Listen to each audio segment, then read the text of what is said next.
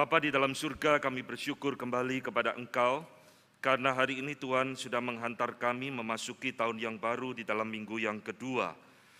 Bersyukur karena Tuhan begitu baik memimpin sepanjang perjalanan kami di tahun yang lampau.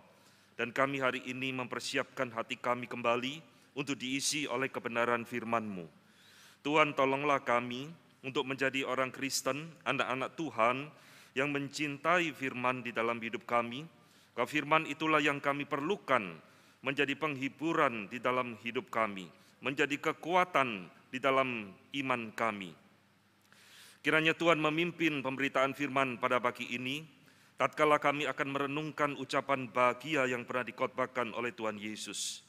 Berkati hamba-Mu dan berkati setiap kami, baik di dalam ruangan ini maupun kami yang beribadah di rumah kami masing-masing. Di dalam nama Tuhan kami Yesus Kristus, kami berdoa dan kami mengucap syukur. Amin. Selamat pagi Bapak Ibu sekalian yang dikasihi Tuhan. Selamat tahun baru. Saya selalu ingat dijadwal oleh GKT di awal-awal tahun, sehingga saya selalu mendapat kesempatan mengucapkan selamat tahun baru kepada saudara. Nah, saudara sekalian, hari ini kita akan melanjutkan satu tema yang penting yang menjadi beberapa tema berseri di dalam gereja ini, yaitu ucapan bahagia dari Tuhan Yesus. Minggu lalu kita telah memulai ucapan bahagia yang pertama. Hari ini saya diberikan kesempatan untuk mengupas tentang ucapan bahagia yang kedua. Saudara, mari kita membuka Matius pasal ke-5, yaitu tentang khotbah Tuhan Yesus di bukit. Matius pasal ke-5 ayat yang ke-4. Satu ayat yang sangat singkat sekali, tetapi begitu dalam maknanya bagi kita. Matius pasal ke-5 ayat yang ke-4. Saudara, karena ini cuma satu ayat, saya mengajak Bapak Ibu sekalian turut serta membaca bersama dengan saya, supaya saudara lebih mengingat ayat ini. Matius 5 ayat yang ke-4. Berbahagialah orang yang berduka cita, karena mereka akan dihibur. Singkat sekali saudara, berbahagialah orang yang berduka cita, karena mereka yang akan dihibur oleh Tuhan. Saudara-saudara yang dikasihi Tuhan, memasuki tahun yang baru ini, semua di antara kita memiliki satu pengharapan yang baru, memiliki satu cita-cita yang baru di dalam hidup kita.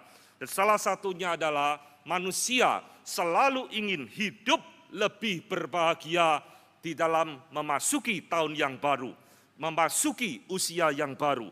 Saudara-saudara, bahagia ini adalah sesuatu yang menjadi pencarian hidup manusia.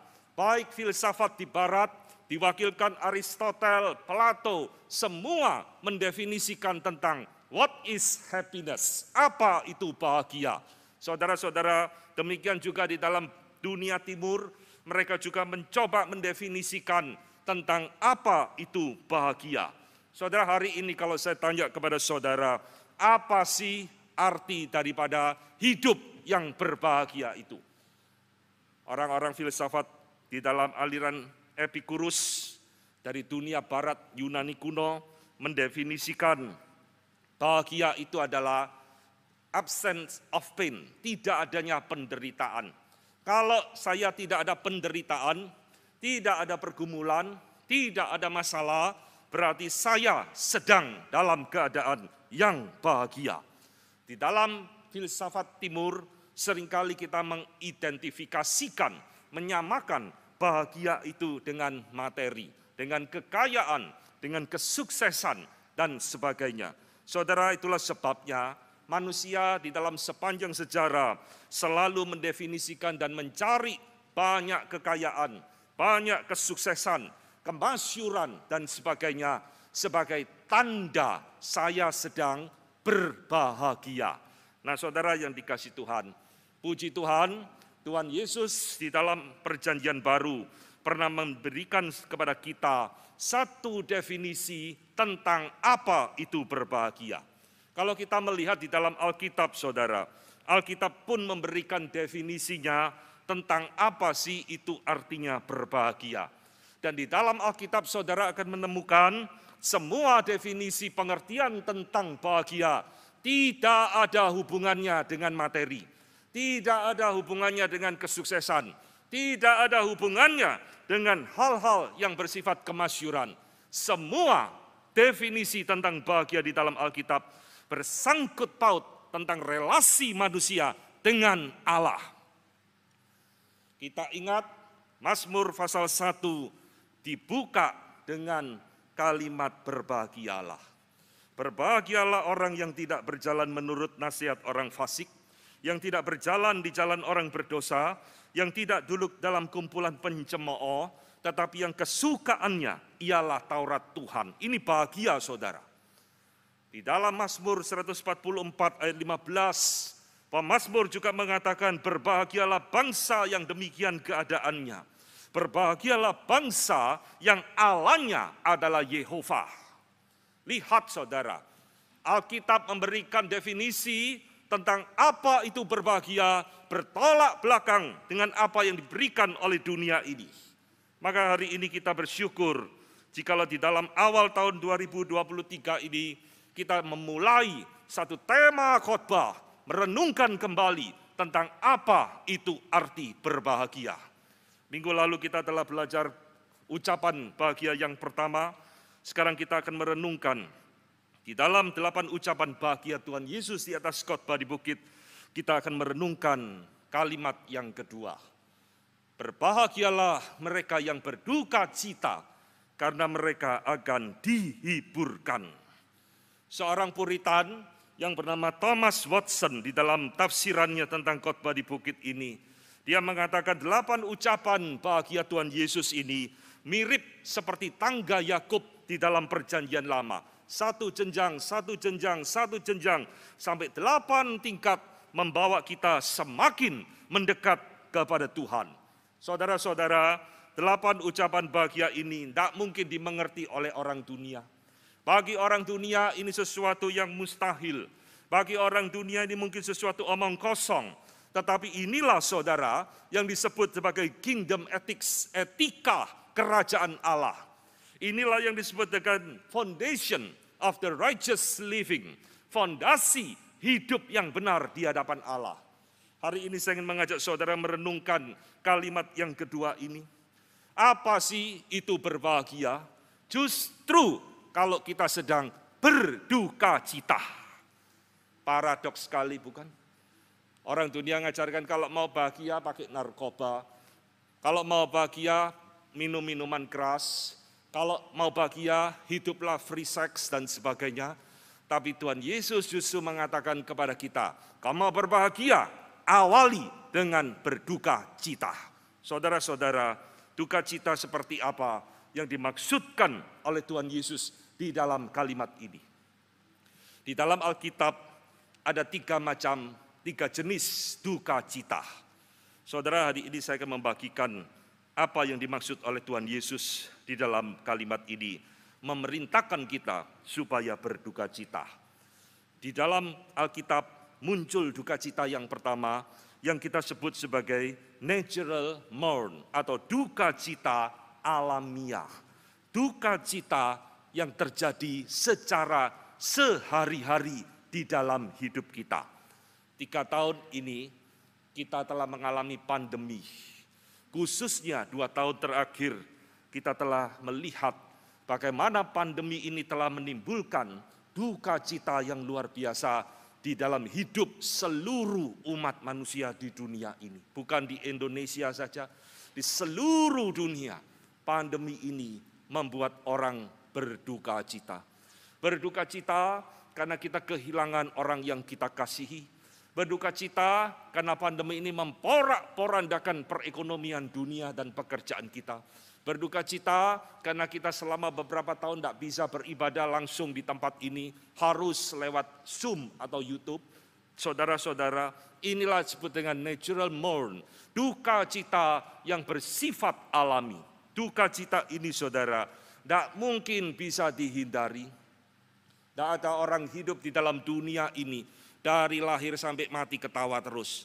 Lahir pun langsung menangis sebagai tanda duka cita. Karena dunia ini adalah dunia yang sudah dihukum oleh Tuhan. Dunia yang sudah dikutuk oleh Allah karena dosa. Sehingga penderitaan, kesusahan, air mata menjadi bagian di dalam hidup manusia. Saudara-saudara, Daud ketika anaknya mati, setelah dia berzina dengan Batsheba, anak di dalam kandungan itu yang dilahirkan mati, Daud pun berduka cita. Dia meratapi anaknya yang mati.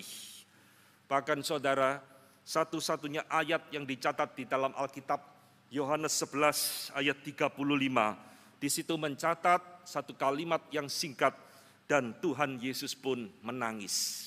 Tuhan Yesus pernah menangis pada waktu Lazarus sahabatnya mati. Dia pun berduka cita atas kematian daripada sahabatnya sendiri. Saudara, duka cita seperti ini itu bisa dialami oleh siapapun, baik orang percaya, anak Tuhan, ataupun orang yang belum percaya di dalam Tuhan. Semua mengalami hal yang sama. Ini yang dikatakan oleh kitab Pengkhotbah. Nasib orang baik dan orang jahat di dalam hal ini, kata Pengkhotbah, sama saja. Karena kita orang percaya bukan berarti kita tak mengalami pergumulan ini. Karena kita anak Tuhan bukan berarti kita tidak mengalami duka cita secara alami seperti ini. Saudara-saudara, pertanyaannya, apakah duka cita seperti ini dihibur oleh Tuhan? Apakah duka cita seperti ini mendapatkan penghiburan seperti janji khotbah di bukit ini? Saya jawab pasti. Allah kita, Allah yang menghibur. Tadi lagu yang kita nyanyikan adalah lagu yang memberikan penghiburan kepada kita, bukan? Kekuatan serta penghiburan Tuhan berikan hari demi hari di dalam perjalanan hidup yang sementara ini. Saudara-saudara, ini adalah duka cita yang pertama yang muncul di dalam Alkitab. Namun di dalam Alkitab ada duka cita yang macam kedua, yang saya sebut sebagai sinful mourning, yaitu duka cita yang berdosa. Apa ini duka cita yang berdosa?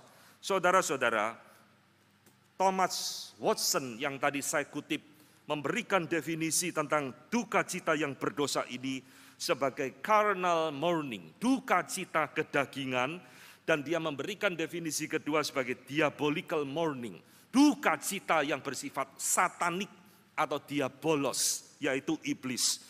Saudara, apa ini sinful mourning? Duka cita di dalam dosa, yaitu suatu perasaan sedih, perasaan berduka cita karena dosa dan kejahatan yang akan kita lakukan gagal. Inilah duka cita yang dimiliki oleh orang-orang yang jahat, yang merencanakan dosa dan kejahatan, baik kepada Tuhan maupun kepada sesama, tetapi rencana itu gagal, lalu dia berduka cita atas kegagalan tersebut. Sinful mourning, yaitu adalah duka cita di dalam dosa. Alkitab mencatat beberapa kasus-kasus seperti ini yang kita bisa temukan. Di dalam 1 Raja-Raja 21, di sana dikatakan, masuklah Ahab ke dalam istananya dengan hati yang kesal dan gusar karena perkataan yang dikatakan Nabot orang Yisrael itu kepadanya. Tidak akan kuberikan kepadamu milik pusaka nenek moyangku.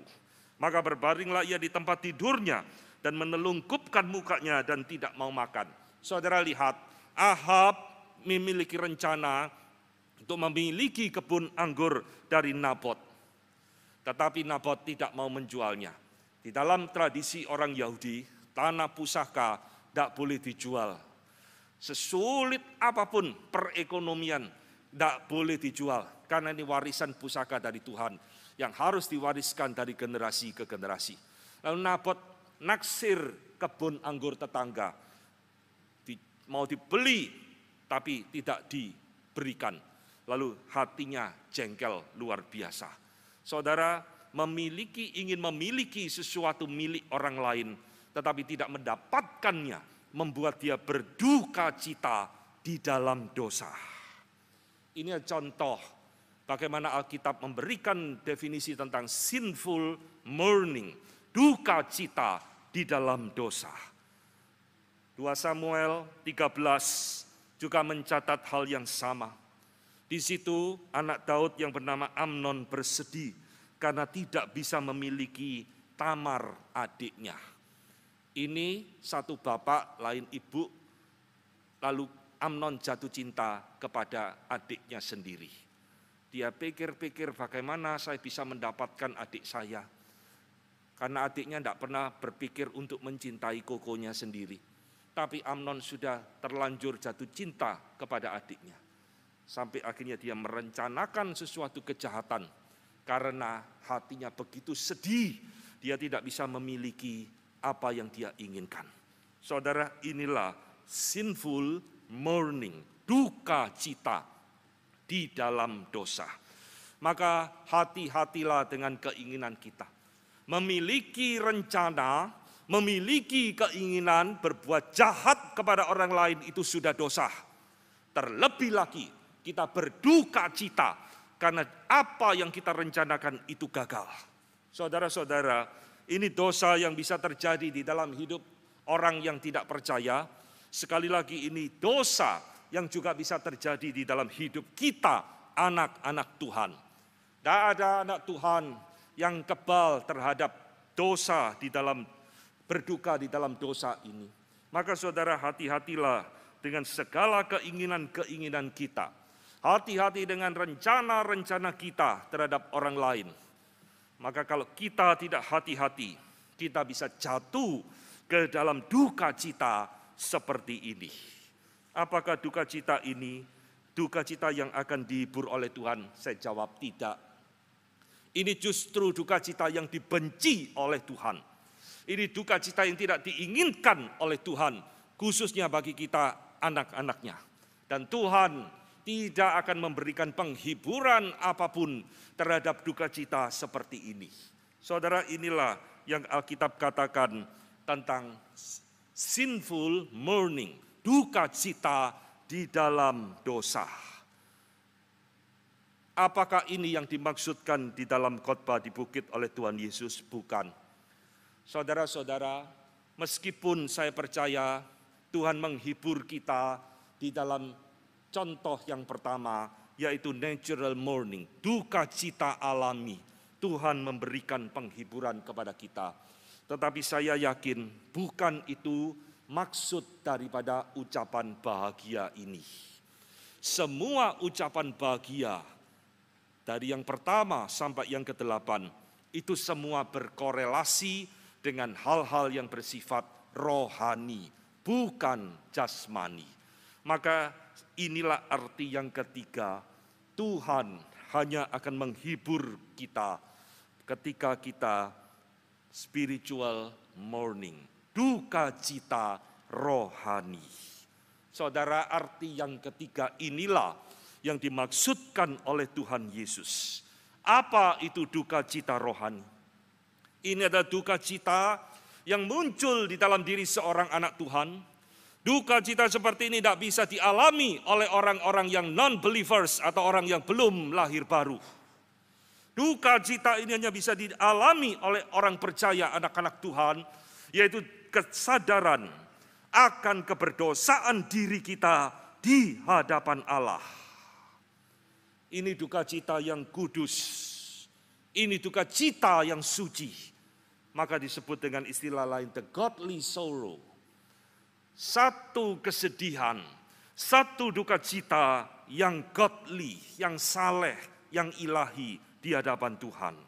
Saudara sekalian, duka cita seperti inilah yang sangat disukai oleh Tuhan.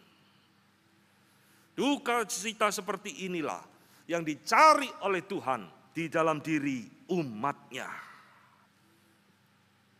Mengapa ini disebut sebagai godly sorrow? Kesedihan yang ilahi, kesedihan duka cita yang kudus.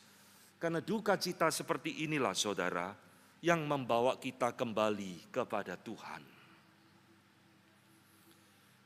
Kita bisa sedih karena kehilangan orang yang kita kasihi, wajar. Kita bisa sedih karena perekonomian kita terdampak oleh pandemi ini, wajar. Tapi itu belum tentu akan membawa engkau kembali kepada Tuhan. Hanya spiritual mourning, duka cita rohani inilah yang akan membawa kita kembali kepada Tuhan. Dosa selalu menarik kita dari Tuhan. Spiritual mourning, duka cita rohani membawa kita kembali kepada Tuhan. Saudara-saudara, Thomas Watson kembali saya kutip, dia mengatakan kalimat menarik.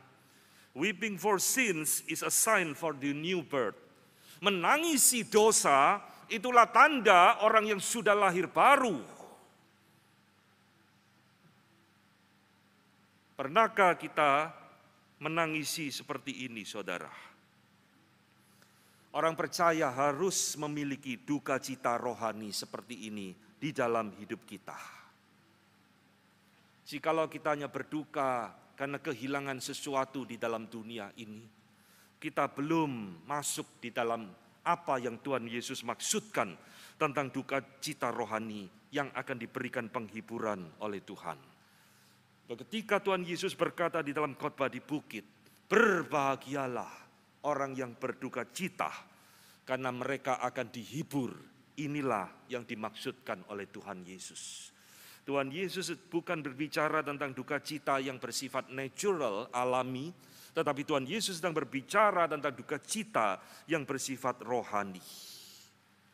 Jadi saudara-saudara, ketika kita sudah tahu, oh ternyata duka cita yang dimaksudkan oleh Tuhan Yesus ini adalah duka cita rohani, maka untuk siapakah kita harus berduka cita rohani? Kepada siapakah saya harus melakukan duka cita rohani ini? Objek siapakah saya harus mengalami duka cita rohani ini? Kembali saya akan membagikan kepada saudara beberapa poin-poin penting di dalam perenungan pada khotbah hari ini. Jelas yang pertama, saudara, Tuhan Yesus memaksudkan duka cita rohani ini pertama-tama adalah bagi diri kita sendiri. Sebelum berduka cita bagi orang lain, harus dimulai dari diri kita sendiri. Seorang teolog abad pertengahan, Bernard of Clairvaux, mengatakan, "The tears of penitence are sweeter than all worldly joy." Air matanya orang kudus, air matanya orang yang mengaku dosa, itu lebih manis dari semua sukacita yang ada di dalam dunia. Inilah air mata yang dicari Tuhan, saudara. Inilah air mata yang diinginkan oleh Tuhan dari umatnya. Maka jangan berpikir, saudara, kalau kita sudah di dalam Tuhan, sudah jadi orang Kristen berpuluh-puluh tahun, kita tidak perlu berduka cita rohani. Justru salah. Justru kita kalau adalah anak Tuhan, kita orang percaya, kita harus mengalami duka cita rohani ini di dalam hidup kita. Mazmur 51 dituliskan oleh Daud di dalam konteks ini, saudara. Dia sedang berduka cita rohani di hadapan Tuhan atas dosanya berzina dengan Batsyeba dan membunuh suaminya. Ini mazmur yang sangat indah sekali. Saya tidak akan membacakan, tapi saya harap saudara membaca nanti di rumah. Bagaimana Daud di sana meratap kepada Allah, berduka cita dengan luar biasa atas apa yang dia lakukan. Demikian juga Matius 26 ayat 75. Setelah Petrus menyangkali Tuhan Yesus, di dalam ayat itu dikatakan, sedihlah hati Petrus. Petrus sedang berduka cita karena dia mengkhianati Tuhan Yesus. Lihat saudara, setiap kali kita berduka cita seperti ini yang membawa kita kembali kepada Tuhan. Duka cita di dalam dosa justru menjauhkan kita dari Tuhan. Duka cita rohani justru membawa kita kembali kepada Tuhan. Di dalam catatan Injil Lukas, saudara, kita pernah membaca cerita yang sangat terkenal tentang seorang perempuan, Maria Magdalena, yang membasuh kaki Tuhan Yesus. Di dalam Lukas 7 ayat 38, di situ ada kalimat yang mungkin saudara tidak perhatikan. Dikatakan sambil menangis, ia pergi berdiri di belakang Tuhan Yesus dekat kakinya, lalu membasahi kakinya dengan air matanya dan menyekanya dengan rambutnya. Kemudian ia mencium kakinya dan meminyakinya dengan minyak yang wangi.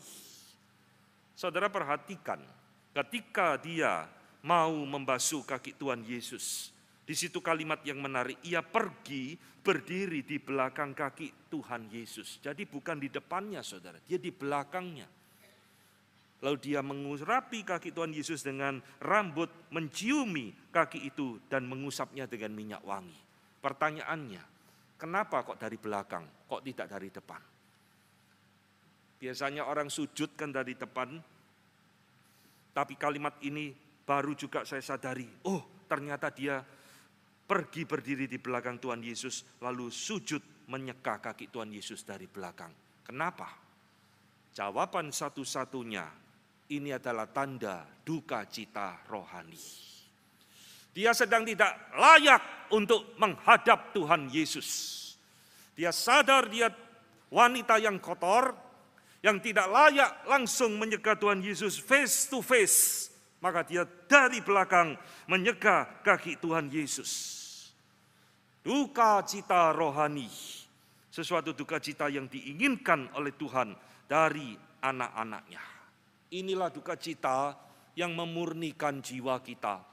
Inilah duka cita yang akan membawa kita kembali mendekat kepada Tuhan di dalam hidup kita, saudara. Saudara-saudara, pernahkah di dalam hidup kita mengalami duka cita seperti ini? Kita terlalu gampang berduka untuk hal-hal yang bersifat materi. Kita terlalu gampang berduka untuk hal-hal yang bersifat sementara, tetapi kita mungkin sulit dan mungkin tidak pernah berduka cita untuk hal-hal yang bersifat dosa di dalam hidup kita. Inilah yang Tuhan inginkan di dalam hidup anak-anaknya. Godly sorrow, kesedihan ilahi, harus dimulai dari diri kita sendiri. Jangan tuntut orang lain, oh mestinya dia yang bertobat, oh mestinya dia yang harus terima Tuhan, dia yang harus berduka cita. Tidak. Alkitab mengatakan duka cita rohani harus dimulai dari diri kita dulu. Saudara-saudara yang kasih Tuhan, apa di dalam hidup kita yang menghalangi duka cita rohani ini ada di dalam diri kita? Ternyata tidak semua orang percaya, tidak semua anak Tuhan gampang untuk berduka cita secara rohani. Apa yang menghalangi kita untuk kita bisa menikmati duka cita rohani ini di dalam hidup kita? Paling tidak ada dua alasan penting yang harus kita waspadai. Yang pertama adalah karena hati kita sudah membatu. Hati kita sudah mengeras. Hati kita tidak ada lagi pertobatan. Saudara-saudara, Yudas mengkhianati Tuhan Yesus. Petrus juga mengkhianati Tuhan Yesus. Sama-sama dua murid ini pernah mengkhianati gurunya. Tapi Yudas tak pernah kembali kepada Tuhan. Hatinya sudah mengeras, hatinya sudah membatu. Tak ada lagi pertobatan di dalam dirinya. Itulah sebabnya Yudas menjadi murid yang hilang di dalam penghukuman kekal. Saudara, ini hal pertama. Jangan mengeraskan hati pada waktu kita ditegur oleh Tuhan. Jangan mengeraskan hati pada waktu Roh Kudus memberikan kepada kita satu peringatan di dalam hidup kita. Yang kedua, mengapa banyak orang sulit untuk berduka cita rohani? Sulit untuk kembali kepada Tuhan karena orang-orang seperti ini adalah orang-orang yang mencintai dosa dan kejahatan. Kalau kita sudah terlalu mencintai dosa dan kejahatan, maka kita akan semakin sulit untuk berduka cita secara rohani. Saudara yang kasih Tuhan, Ini ada peringatan-peringatan penting yang harus kita camkan baik-baik di dalam hidup kita. Semakin kita menjauh, semakin kita mencintai dosa dan kejahatan, maka kita akan semakin sulit untuk menikmati duka cita rohani ini. Maka inilah hal pertama yang pertama-tama harus ada di dalam hidup kita. Untuk siapakah kita berduka cita rohani? Yaitu untuk diri kita sendiri. Maka saudara, Alkitab juga mengingatkan kepada kita, kalimat Tuhan Yesus ini bukan hanya ditujukan bagi diri kita sendiri. Oh, saya sudah berduka cita untuk diri saya sendiri, sudah cukup. Saya sudah menangisi dosa saya, sudah cukup. Tidak. Saudara, Alkitab membawa kita kepada aspek kedua yang lebih dalam. Duka cita rohani ini adalah duka cita yang harus keluar dari diri kita untuk orang lain, termasuk untuk bangsa dan negara di mana kita hidup. Ini yang Tuhan inginkan. Alkitab selalu mengingatkan kepada kita. Alkitab tidak pernah mendidik kita jadi orang Kristen yang egois. Berduka cita, aspek yang lebih dalam bagi orang lain dan bagi seluruh bangsa dan negara di mana kita hidup. Saudara, Yeremia, ini nabi yang mungkin paling kasihan di dalam Alkitab, karena dia diberi gelar the weeping prophet, nabi yang menangis. Tidak ada nabi dipanggil Tuhan untuk tertawa, saudara. Kalau saudara membaca perjanjian lama, semua nabi-nabi dalam pergumulan air mata, tetapi Yeremia diberikan satu label khusus oleh para teolog, the weeping prophet, nabi yang menangis. Dia tuliskan satu kitab ratapan yang ada di Alkitab kita. Bagaimana dia meratapi bukan untuk dosanya sendiri, tapi dia sedang meratapi dosa bangsanya, bangsa Israel. Inilah duka cita rohani yang ditunjukkan oleh Yeremia, melihat dosa dan kejahatan bangsa Israel yang begitu luar biasa. Dia meratapi, dia menangisi, sampai tuliskan satu kitab ratapan di dalam perjanjian lama. Yeremia pasal 9 ayat pertama, saudara. Sekiranya kepalaku penuh air dan mataku jadi pancuran air mata, maka siang malam aku akan menangisi orang-orang putri bangsaku yang terbunuh. Bahkan dia rela matanya jadi air mancur untuk menangisi bangsanya. Saudara-saudara, ini duka cita yang Tuhan inginkan di dalam hidup kita. Setelah kita berduka cita untuk diri kita sendiri, itu akan memberikan satu kebangunan rohani. Kita baru melihat orang lain yang hidup di dalam dosa, hidup di dalam kejahatan, hidup di luar Tuhan. Kita bersedih untuk mereka. Paulus adalah tandingan Yeremia di dalam perjanjian baru, saudara. Karena Paulus sama seperti Yeremia, dia juga berduka cita untuk bangsanya sendiri, bangsa Yahudi. Bahkan di dalam Roma 9 ayat 2-3, dia mengatakan kalimat bahwa aku sangat berduka cita dan selalu bersedih. Bahkan aku mau terkutuk dan terpisah dari Kristus demi saudara-saudaraku, kaum sebangsaku secara jasmani. Ini kalimat luar biasa, saudara. Aku mau terkutuk, asalkan mereka selamat. Asalkan mereka mengenal Kristus dalam hidup mereka. Saudara sekalian, inilah duka cita rohani yang akan dihibur oleh Tuhan di dalam hidup ini. Maka kalau engkau mau hidup berbahagia, miliki duka cita seperti ini. Engkau harus berduka cita melihat dosa dan kejahatan yang ada di dalam dunia ini. Engkau harus berduka cita melihat dosa dan kejahatan di tengah-tengah bangsa kita ini. Sama seperti Yeremia meratapi bangsanya. Sama seperti Paulus meratapi bangsanya. Kita pun harus berduka cita dengan apa yang terjadi di negara kita. Korupsi dan segala macam kejahatan tidak pernah habis-habisnya. Kita lihat di televisi, kita dengar dengan telinga kita, dan sebagainya. Saudara-saudara, duka cita rohani untuk bangsa, duka cita rohani untuk orang lain, inilah juga yang ditunjukkan oleh Tuhan Yesus. Saudara-saudara, Tuhan Yesus tidak pernah mengalami duka cita rohani untuk dirinya sendiri, karena dia tidak pernah berdosa. Duka cita rohani Tuhan Yesus ditujukan sama seperti Yeremia, sama seperti Paulus. Dia berdoa dan meratapi kota Yerusalem.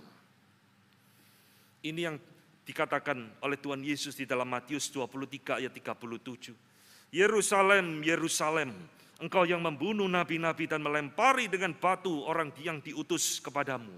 Berkali-kali aku rindu mengumpulkan anak-anakmu, sama seperti induk ayam mengumpulkan anak-anaknya di bawah kepak sayapnya, tetapi kamu tidak mau.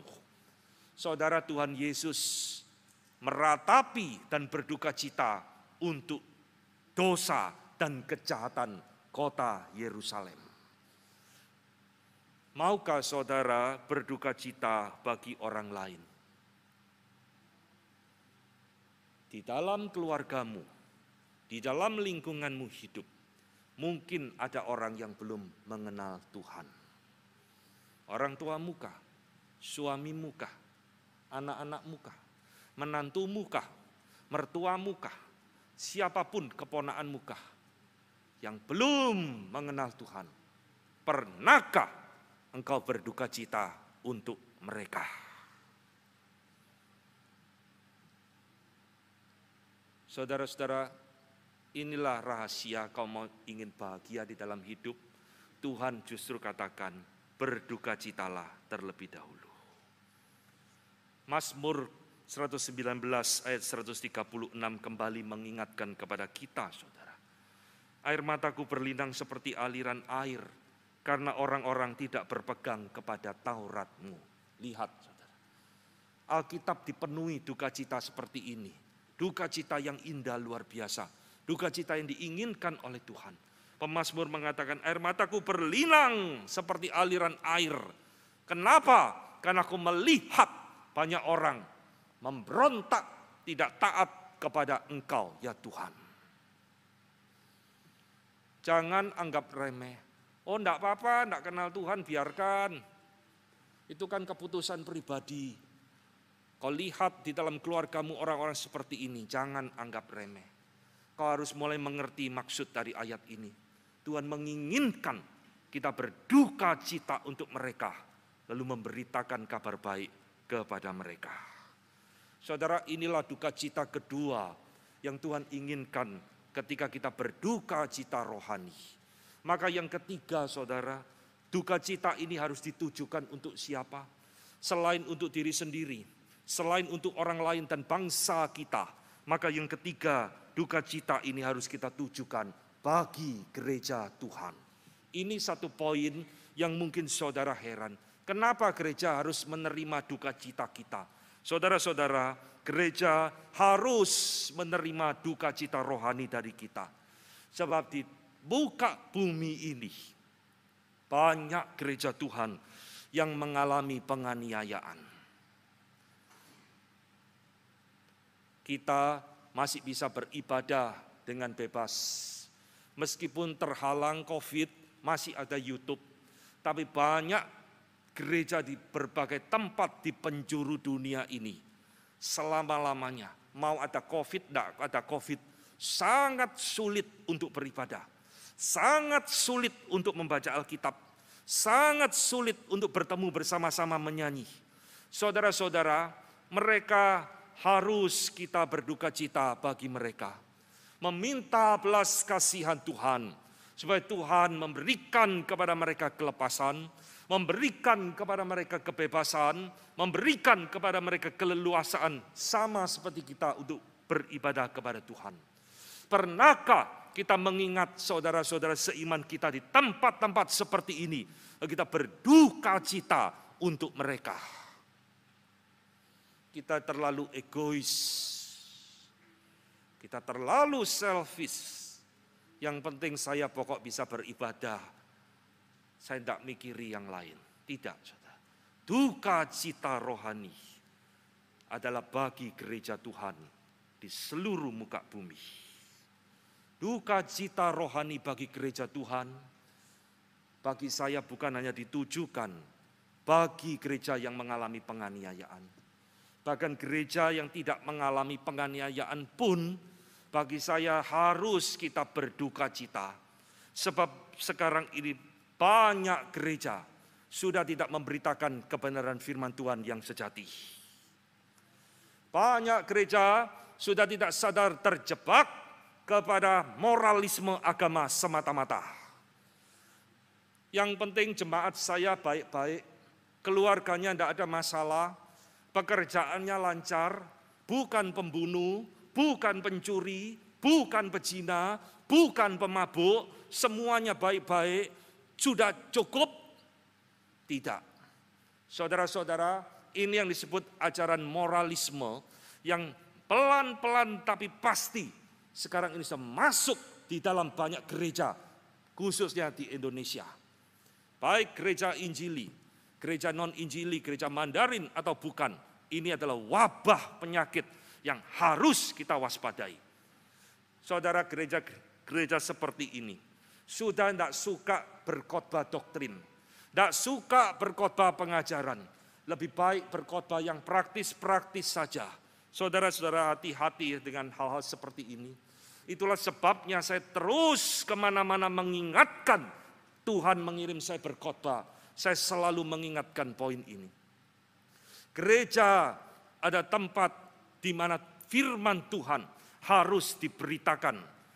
Doktrin harus diajarkan dari atas mimbar. Mengapakah kekristenan sekarang banyak jemaat sudah tidak paham dan tidak mengerti Allah Tritunggal lagi karena tidak pernah dikhotbahkan? Mengapa banyak jemaat sekarang sudah tidak mengenal Yesus tentang dua natur di dalam dirinya?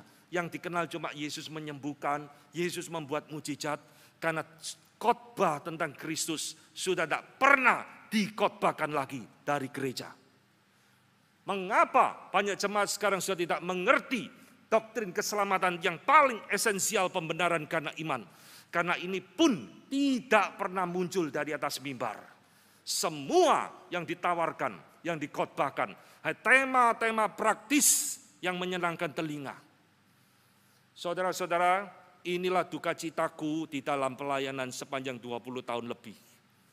Melihat begitu banyak gereja semakin declining, merosot, karena tidak ada lagi pengajaran yang kuat.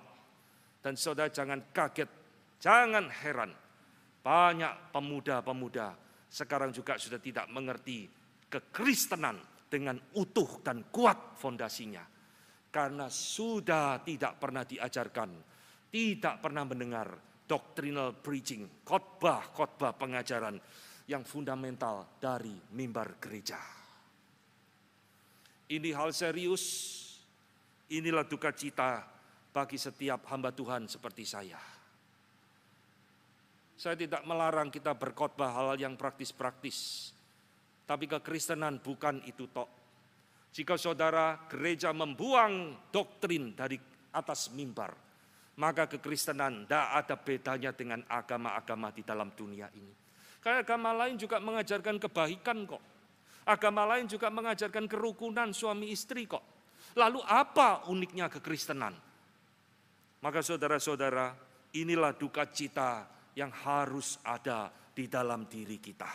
Jangan lupa saudara, reformasi 1517 oleh Martin Luther dimulai dari duka cita rohani.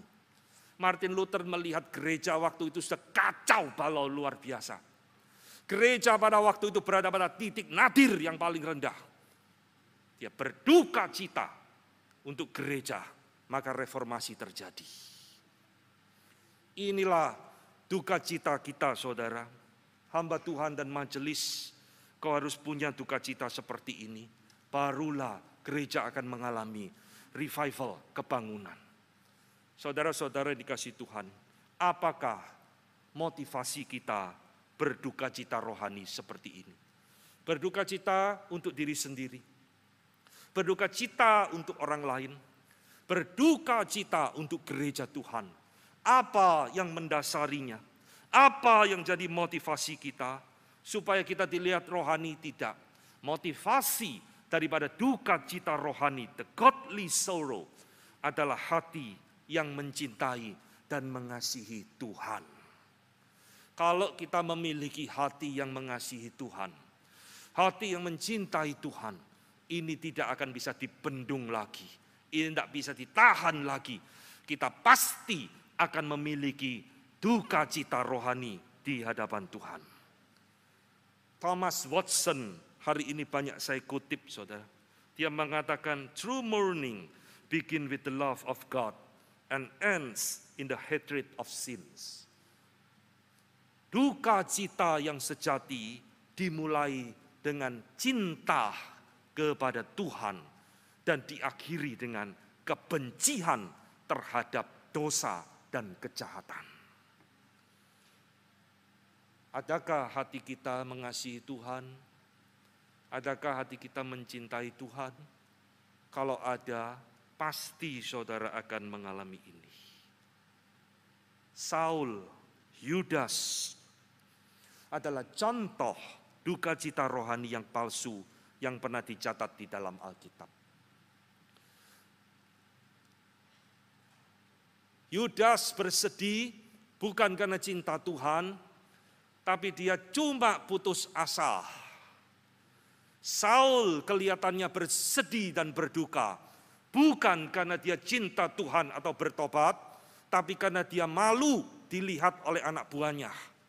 Di dalam 1 Samuel 15 ayat ke-30 dia berkata, aku telah berdosa, tapi tunjukkan hormatmu kepadaku Samuel di hadapan para tua-tua dan bangsaku di depan banyak orang. Ini pertobatan apa, saudara? Ini bukan pertobatan, ini bukan duka cita yang lahir dari hati yang mencintai Tuhan. Ini adalah duka cita karena gengsi semata-mata. Maka saudara-saudara yang kasih Tuhan, motivasi kita berduka cita rohani harus lahir dari hati yang mencintai dan mengasihi Tuhan.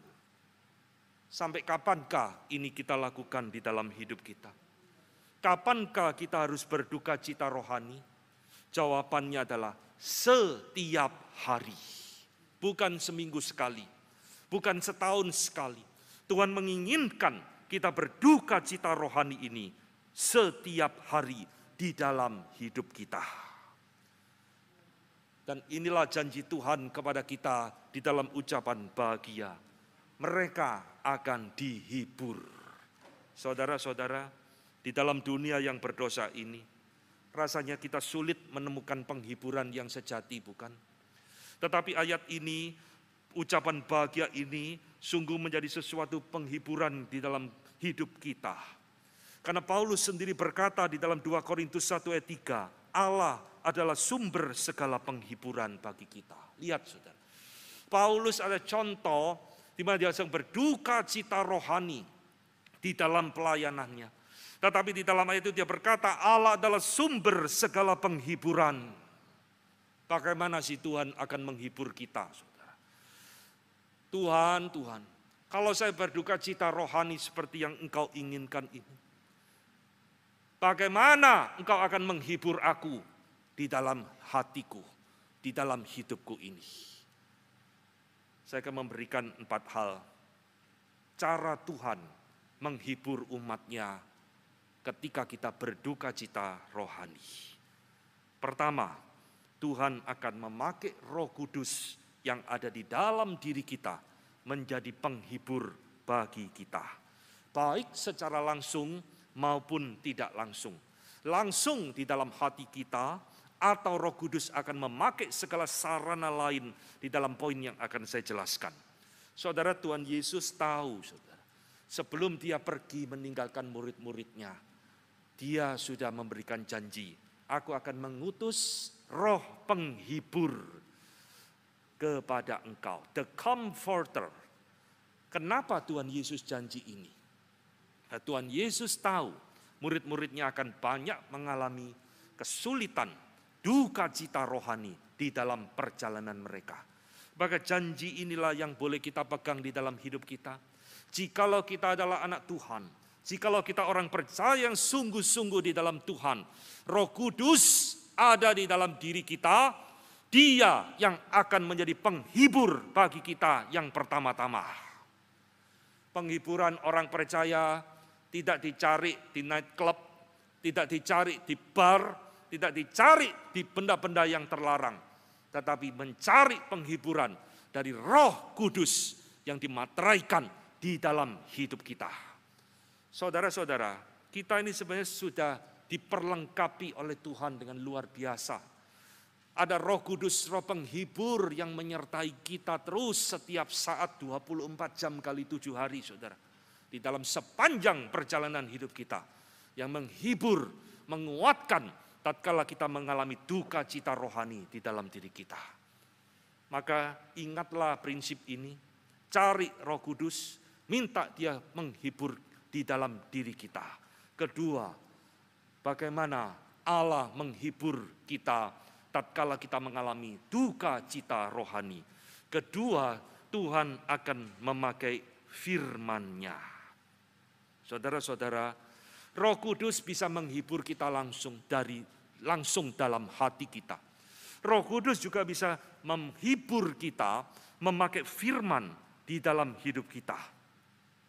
Inilah saya teruskan katakan, pentingnya belajar firman Tuhan, pentingnya mendalami firman Tuhan, pentingnya mengerti firman Tuhan, supaya pada waktunya firman itu dipakai oleh Roh Kudus untuk memberikan penghiburan kepada kita. Roma 15 ayat 4, di dalam penghujung dari kitab Roma, Paulus berkata, sebab segala sesuatu ditulis dahulu, telah ditulis untuk menjadi pelajaran bagi kita, supaya kita teguh berpegang pada pengharapan oleh ketekunan dan penghiburan dari kitab suci. Alkitab diberikan kepada kita bukan jadi buku ramalan, saudara. Alkitab diberikan kepada kita bukan untuk jadi buku sekedar nubuatan seperti pendeta-pendeta yang tidak bertanggung jawab. Alkitab diberikan kepada kita, salah satunya menjadi penghibur bagi kita. Saudara sadar atau tidak? Jangan simpen Alkitabmu di dalam lemari sampai mulus, tak pernah dibaca. Ambil, baca dan pelajari. Supaya di dalam hidupmu, kau mendapat penghiburan dari Tuhan melalui firman-Nya. Ini duka cita saya, saudara. Mengapa jemaat begitu sulit untuk diajak belajar firman Tuhan?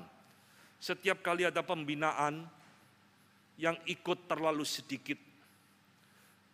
Saya harap khotbah saya boleh menjadi pendorong bagi saudara.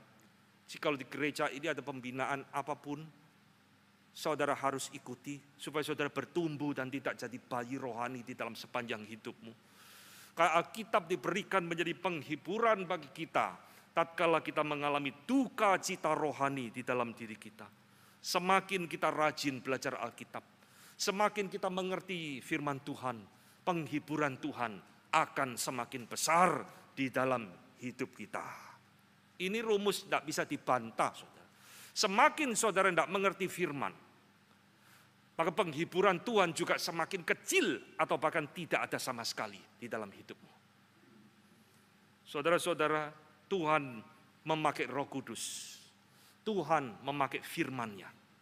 Yang ketiga, Tuhan bisa memberikan penghiburan kepada kita yang sedang berduka melalui orang-orang kudus yang ada di sekitar kita.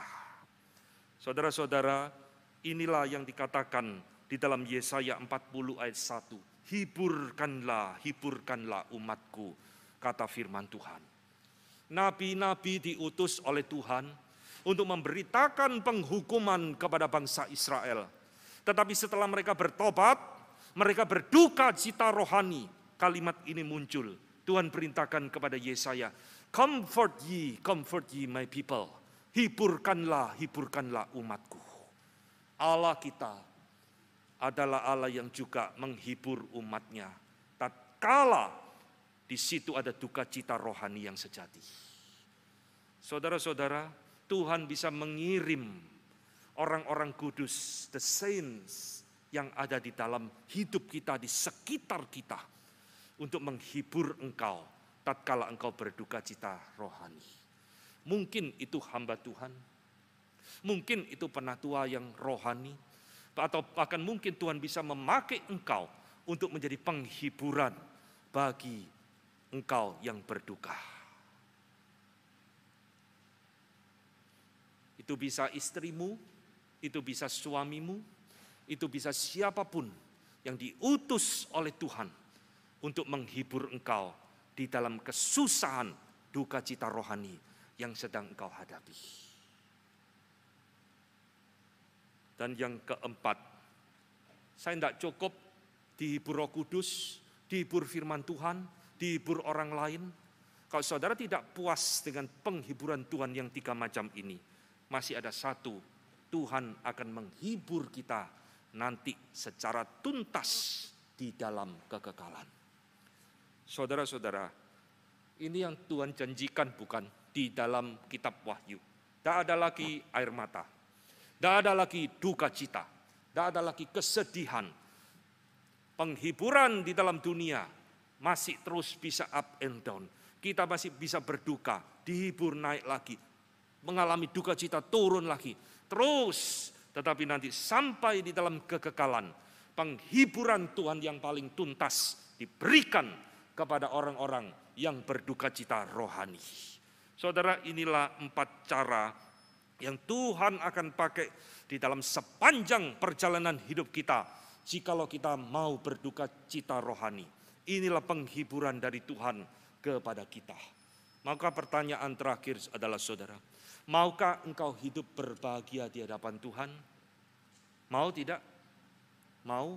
Milikilah duka cita rohani ini di dalam hidupmu. Engkau akan melihat penghiburan. Engkau akan merasakan penghiburan dari Tuhan di dalam hidupmu. Amin. Mari kita tunduk kepala, kita berdoa. Bapa di dalam surga, kami bersyukur hari ini Tuhan menegur kami, karena kami seringkali berduka cita untuk hal-hal yang tidak penting. Kami sering berduka cita untuk hal-hal yang sementara, tetapi kami jarang sekali, atau bahkan kami tidak pernah berduka cita untuk hal-hal yang rohani. Kiranya Tuhan berbelas kasihan kepada kami. Berikan kepada kami hati yang mencintai Engkau ya Tuhan, supaya duka cita rohani itu muncul di dalam hati kami dan membawa kami kembali kepada Engkau.